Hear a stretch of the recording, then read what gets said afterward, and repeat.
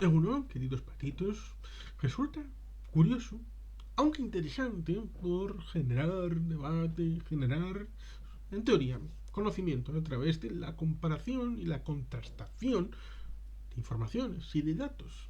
Porque parece que hay algunos historiadores que quieren establecer la idea de cuándo terminó la Edad Media en principio y en final. Por tanto, ciertamente es alucinante porque comparativamente uno puede establecer un cierto eurocentrismo respecto a la idea del final de la Edad Media, en tanto en cuanto se pone el foco en Europa y sobre todo en Europa occidental, cuando, por ejemplo, en el ámbito del conocimiento, el hilo de tránsito entre la llamada Edad Antigua y la Edad moderna y luego contemporánea, en el ámbito de Europa oriental viene, por ejemplo, con el Imperio Bizantino.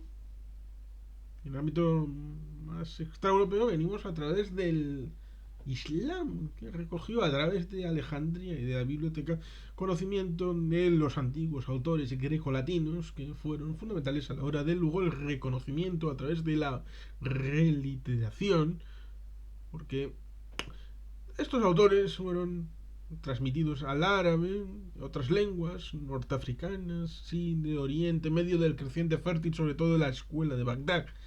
Fue laminada, creo que en el año 2000, 2015 sería el octavo aniversario del 1215, que fue cuando las hordas mongolas destruyeron Bagdad. ¿Fue en 1915? Ahora no recuerdo exactamente, porque para eso es la investigación.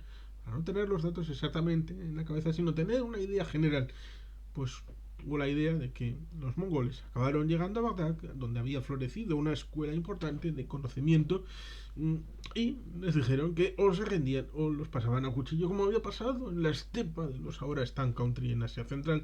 Y bueno, pues no se rindieron y los mongoles los pasaron a cuchillo y destruyeron un conocimiento tan grande como el de la biblioteca de Alejandría. Pues ahí tenemos un asunto donde ciertamente, a través de ellos, de los islámicos, del mundo musulmán, que luego, bueno, uno puede ver en Historia Geopolítica un vídeo específico respecto a por qué el Islam acabó abjurando de la ciencia. Ciencia como Albornoz o Al-Biruni, gente que luego podríamos conceptualizar como del Renacimiento, porque eran hombres orquesta, que sabían un poco de todo. Y a través de ellos es cuando, luego, cuando llega el final de la Edad Media en Europa Occidental, es cuando vuelven a transliterarse a los idiomas de Europa Occidental esos conocimientos de los antiguos grecolatinos pasados por el filtro del Islam en todo ese periodo de la llamada Edad Media. Por tanto, ellos en su conocimiento y en su realidad no estaban en ninguna Edad Media, estaban en la Edad de Oro de su civilización. Por no hablar de la situación en la India, la situación en el ámbito de China o en América. Por tanto, ciertamente es algo que volveremos dentro de 2 días. Vamos a dejar reposar esta reflexión un par de días y volveremos con el tema de cuándo termina la Edad Antigua. Pero no, vamos a centrarnos en cuándo termina la Edad Media. Porque tienen la idea de que termina cuando Lutero clava las 91 tesis de Wittenberg en la iglesia aquella. Cuando nace el protestantismo formalmente, ¿qué demonios de cambio en la estructura mental occidental? Porque debemos establecer esa idea.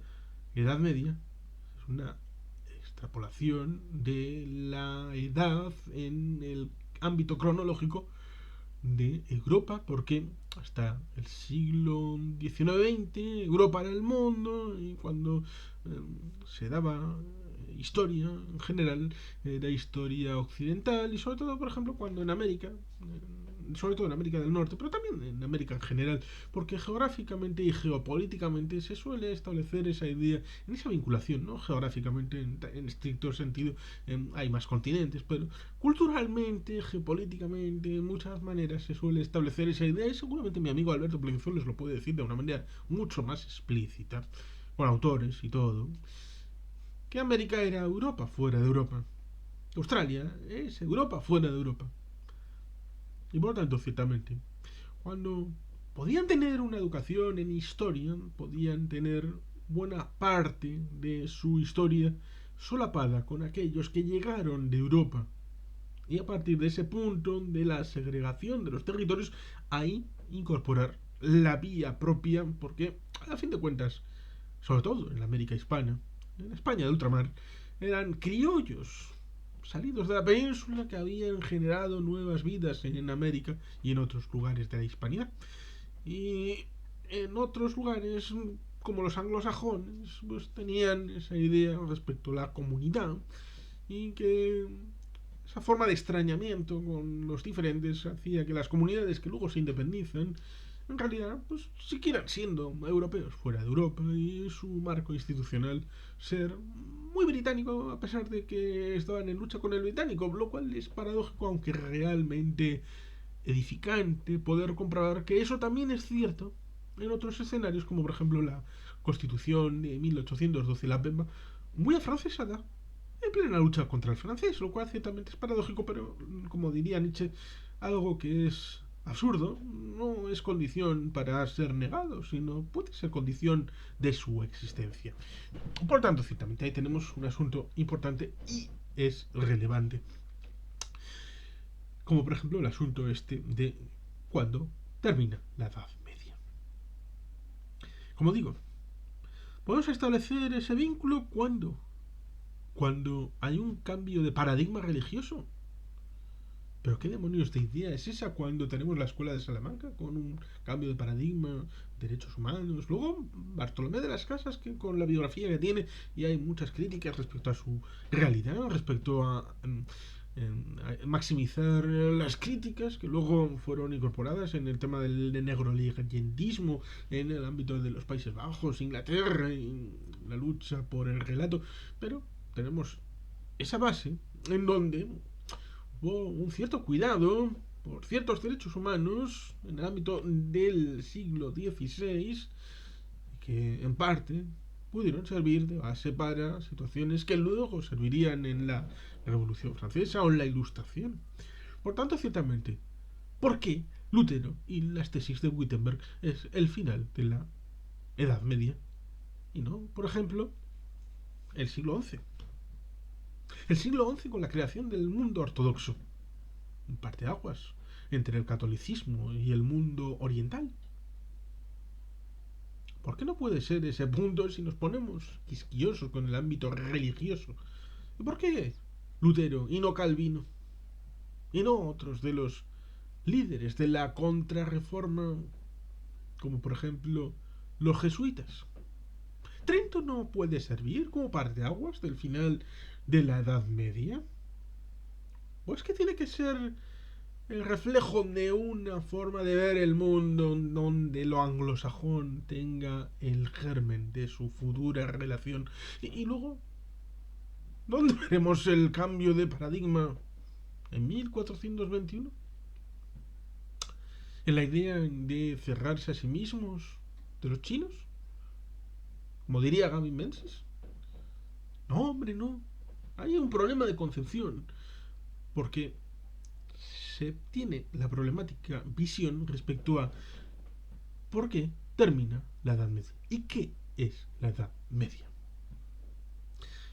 Si uno tiene una concepción brutalista, y no digo por el estilo arquitectónico, sino de ser bruto, de meter ahí el bulldozer en la historia y hacer lo que uno considere oportuno porque tiene una idea preconcebida de lo que debe ser la historia, confundiendo historia de Europa occidental, también específico, con historia en general del mundo, olvidando África, olvidando América, olvidando Asia, sobre todo China, India.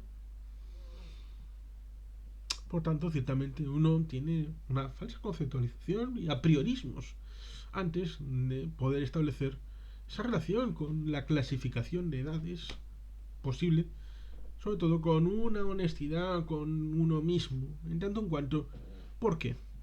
Porque se establecía esa idea en dos puntos que están vinculados entre sí, se quiera o no, como es la caída de Constantinopla en 1453 o el 12 de octubre de 1492 como parteaguas en el que se deja atrás la Edad Media y se avanza hacia el futuro. Porque también podría establecerse en 1099 como parteaguas y final de la Edad Media y principio de la Edad Nueva, todavía por definir.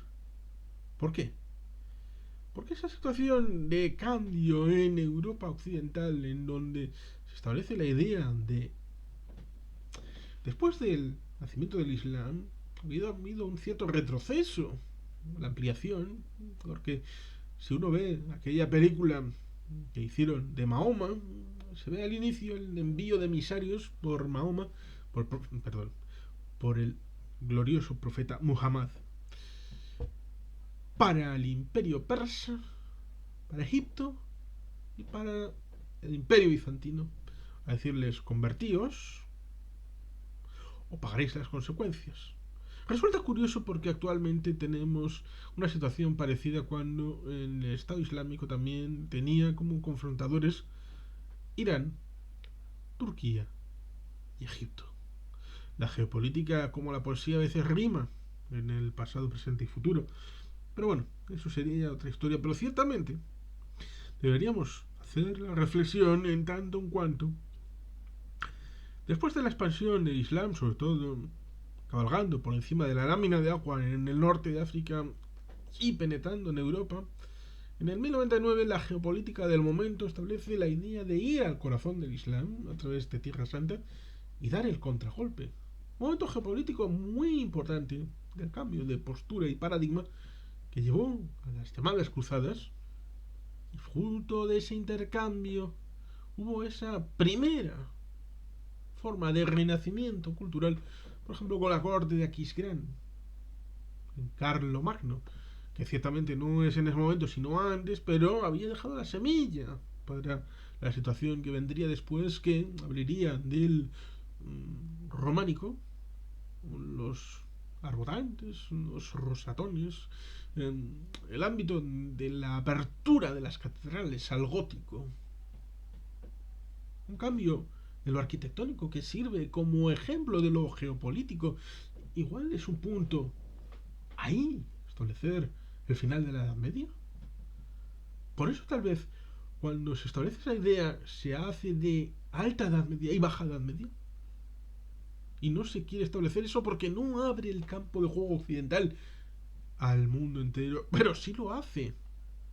Cuando en 1453 se corta la ruta de la seda que habían tenido los chinos con los romanos, a pesar de que no se hubieran conocido estrictamente entre ambos, pero sí a través de los partos, donde habían intercambios, homenajes, donde unos enviaban mercancías y los otros a ellos. Por lo tanto, no era desconocido cuando Marco Polo llega a China. Ya sabían perfectamente lo que había, más o menos un país grande, enorme, que ahora estaba dominado por Kublai Khan, pero sabían que había un imperio grande, y al otro lado también había un imperio que luego acabó cayendo, como el Imperio Romano, luego el Imperio Romano de Occidente, y Bizancio mantiene el tipo hasta 1453. Y precisamente con la caída de Constantinopla tenemos el cambio de paradigma, donde se corta el flujo comercial y por tanto los europeos occidentales necesitan encontrar otra ruta, porque los nuevos dueños de la ciudad no quieren intercambio comercial. Y por tanto, ahí tenemos el camino. Enrique el Navegante y luego Colón, a la hora de establecer lo que David Nievas establecería respecto a los misterios de Colón, los llamados prenautas, las investigaciones. Bueno, México antes de México ha tenido con Belu Martis, y se puede ver en los dos canales una charla significativa, pero que había habido en David Nievas. Y la gente puede investigarlo, lo pueden ver en los vídeos de David Nievas en propio, de Lunartis, una investigación muy interesante que seguramente cristalice en un libro, lo cual estará muy bien. Pero ciertamente tenemos esa situación en la que Portugal y luego otras coronas de Europa Occidental necesitan acceder a las Indias Orientales. Necesitan llegar a la tierra de promisión de esas especias. Necesitan llegar al lugar donde se comerciaba antes. Porque había un mundo interconectado.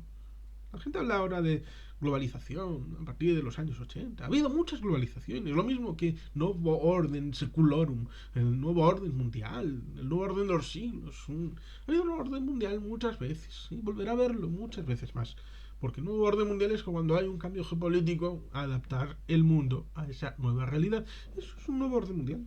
Es nuevo, ordenado, porque desordenado quedaría un poco más chungo, y mundial porque desde el mundo conectado con lo que era Roma y el Imperio Chino, luego fue precisamente la Edad Media, lo que supone es un acuartelamiento en Europa Occidental de lo que luego serán las potencias que dominarán el mundo. ¿Y cuándo eclosiona eso? Pues a partir de 1453, cuando se establece el corte del flujo a través de Constantinopla. ¿Cuándo? Pues cuando los otomanos toman la ciudad y se corta todo aquello. ¿Por qué está conectado con el 12 de octubre de 1492? Pues porque los castellanos de las Españas encontraron un camino a través de la propuesta de Colón de ir hacia Occidente para buscar las Indias orientales, como dice David Nievas en su documentado futuro libro. Hay justificaciones para lo que hace Colón, lo cual no significa que haya que repetirlo aquí, porque él lo dice magníficamente bien y por tanto me remito a sus investigaciones. Pero ciertamente, ese punto de cambio donde se sabe que hay un nuevo continente, se da noticia, se va y se vuelve, y todo el mundo lo sabe, y empieza la carrera por muchas cosas, es ese mundo interconectado del que se da la vuelta por el Cabo de Buena Esperanza, donde se llega a la visualización del globo en su inmensidad y en su realidad completa, donde se incorpora a América a la globalización, donde se establece ese nuevo mundo, ese nuevo orden de integración, es precisamente un cambio de paradigma muy distinto a lo que Lutero podía proponer, que es lo que Max Weber hablaría de la ética protestante.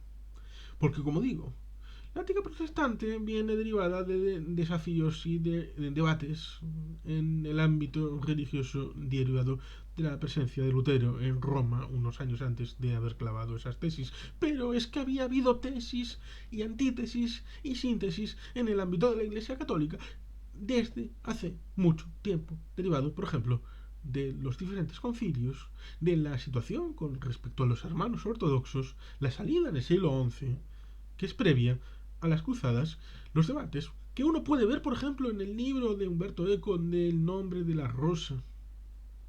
Por ejemplo, aquel debate de si Cristo era dueño de las ropas que llevaba, que no era estrictamente si era dueño o no, sino respecto a la iglesia, si necesitaba ser rica o debía ser pobre.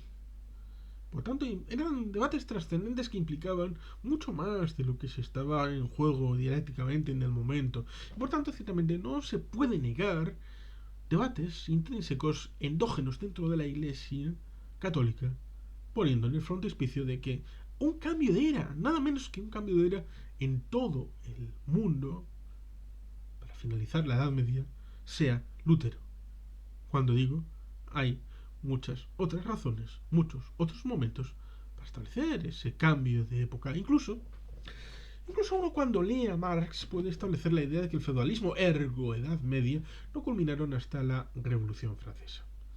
Que se tiene la idea de que la Revolución Francesa es el cambio de paradigma respecto a la Edad moderna, respecto a la Edad contemporánea, que seguramente deberíamos hablar de una nueva edad porque estamos en el mundo postmoderno y ha habido un nuevo elemento, porque parece que deberíamos establecer esa relación de las eras más con cuando termina la edad contemporánea. Porque ahora también hablamos de lo moderno. Estamos con lo moderno. Bueno, lo moderno es antes de 1789. Pues tenemos esa idea con Marx de que el feudalismo termina con la Revolución Francesa o con el socialismo marxista, como dirán algunos posteriores exégetas del señor Marx, no de Groucho, sino de Carlos Marx, está entregado en Londres. Pues no, tenemos ahí una situación compleja en donde ciertamente no podemos aceptar que con la Revolución Francesa es cuando termina el feudalismo, ergo también podríamos decir que termina la Edad Media, porque entonces estaríamos fumigándonos la Edad Moderna, que tiene una razón de ser y los historiadores han definido bastante bien cuál es la razón de su existencia, de su comienzo y de su finalización. Por tanto, no podemos aceptar de ninguna de las maneras el hecho de que se diga, no, la Edad Media no termina en 1453 o 1492, que son cambios importantes respecto a la transformación de la reapertura del negocio que pueda ser respecto a la tienda de Europa Occidental, con la ampliación de su cosmogonía respecto al mundo y volver a integrarse en el sistema mundo, como diría cierto sociólogo que tiene un vídeo sobre uno de sus libros, el tema del sistema mundo. Pero el asunto es ese, en síntesis. ¿Cómo podemos decir cuándo termina la Edad Media por un sistema de creencias no justificado en datos, en algo que sea de manera clara y nítida, evaluable, como un parteaguas respecto a cosas trascendentes y no de tema religioso ni de tema simple y puramente voluntarista, sino de un sistema de cambio de grandes estructuras mentales, políticas, geopolíticas, económicas, como es el ámbito de una línea temporal que culmina en ese ámbito de tránsito entre 1453 y 1492 respecto a Europa Occidental, lo cual ciertamente nos hace llevar, como decía, en otras partes del mundo no hay la misma catalogación del tiempo, pero aún así, hay una forma de establecer esa idea con esto que he dicho de 1453-1492. Por tanto, ciertamente, si uno quiere establecer la idea de que la Edad Media no terminó ahí, primero debería incorporar a su cosmovisión América, África y Asia. Y establecer un punto donde, primero, tendría que definir qué es Edad Media. Porque Edad Media se viene a definir lo que está en medio. Por eso se llama Edad Media, lo que está en medio entre la Edad Antigua y la Edad Moderna. Y por eso se tiene a veces la idea en el Renacimiento y también en la Ilustración de que lo que había antiguamente, que era Roma y Grecia, era la polla con cebolla, la pera limonera, era la hostia. Y por tanto, cuando esto cae, el mundo llena de lágrimas su cara y su alma. Y eso significa que hasta que no se recupera algo equivalente, el mundo está en tinieblas. Por eso Edad Media, lo que está en medio entre la recuperación del mundo respecto a lo que había antes, a la Edad de Oro. Muy religioso, por cierto. Pero eso, como digo, no tiene nada que ver con muchas otras partes del mundo que no eran afectas al ámbito euromediterráneo occidental.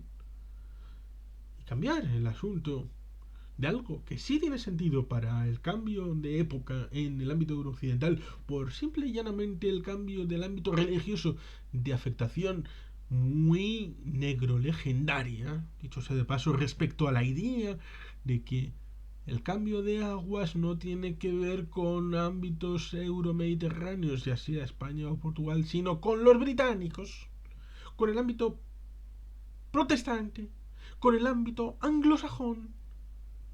Esto, evidentemente, es algo que no tiene sentido, que no puede aceptarse y que debe de debatirse con argumentos, no con insultos, pero decirles a esta gente que está haciendo trampas al solitario y que no merecen el crédito porque seguramente solo podrán describir su propuesta con apriorismos y con dogmatismo.